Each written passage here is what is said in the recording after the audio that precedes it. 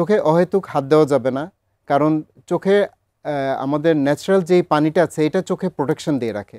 আমরা যদি হাত দেই, হাতের ময়লা, হাতের জীবাণু এগুলি কিন্তু চোখের ভিতরে গিয়ে ঢুকে, সেই ক্ষেত্রে কিন্তু চোখের ইনফেকশন হওয়ার একটা সমূহ সম্ভাবনা।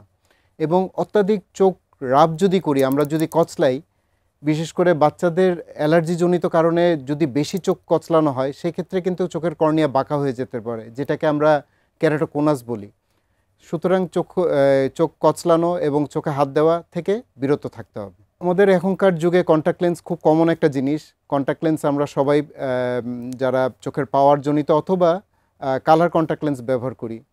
প্রথম কথা হলো কন্ট্যাক্ট লেন্স ভালো মানের হতে হবে, অনলাইন থেকে না জেনে শুনে কেনা যাবে না। কন্ট্যাক্ট লেন্সের কিছু নিয়মকানুন আছে, যেমন আমরা অনেকক্ষণ ধরে কন্ট্যাক্ট লেন্স পরে থাকবো না, বা কন্ট্যাক্ট লেন্স পরে সবচেয়ে কমন যেটা মিস্টেক হয়, ঘুমিয়ে যাব না। সারা রাত চোখের মধ্যে কন্ট্যাক্ট লেন্স থাকলে চোখে ক্ষত সৃষ্টি হবে, পরের দিন সকালে আপনি আর তাকাতেই পারবেন না। এবং কন্ট্যাক্ট লেন্স যখন আমরা খুলে রাখবো, এটার একটা আলাদা ফ্লুইড আছে, একটা কাভার আছে, সুতরাং এটা ধুয়ে ওই ফ্লুইডের মাধ্যমে ধুয়ে আমরা ওই কাভারের মধ্যে রেখে দিব।